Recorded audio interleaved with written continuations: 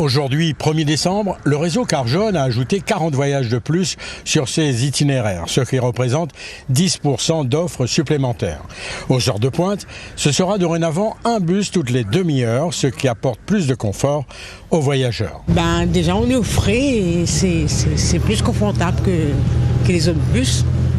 Et après, pour moi, c'est une ligne directe Saint-Joseph-Tampon. Pas besoin de correspondance. Il faut faire prendre ce bus-là parce que c'est une ligne directe et quand on dit que le car rose, il fait plusieurs détours. Où ça, où ça, tout Tampon.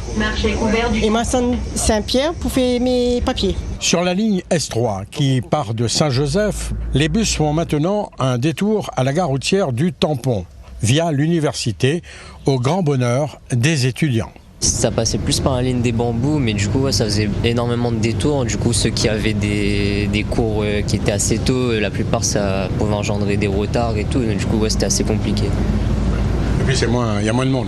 Ah oui, là il y a moins de monde, c'est mieux, il y a moins d'embouteillages, moins de gens qui se bousculent juste pour entrer dans le bus, donc ouais, c'est beaucoup mieux.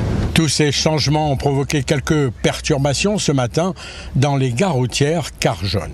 On a commencé ce travail de concertation avec l'ensemble des usagers concernés par la ligne S3 depuis 3 semaines. Même si l'information est passée, naturellement, comme vous savez, il y a les habitudes, il faut laisser le temps faire son œuvre. Voilà. Mais dans l'ensemble, ça s'est très bien passé. Toutes ces modifications sur le réseau Carjaune ont été apportées pour coller plus aux attentes des voyageurs, mais aussi optimiser toutes les lignes.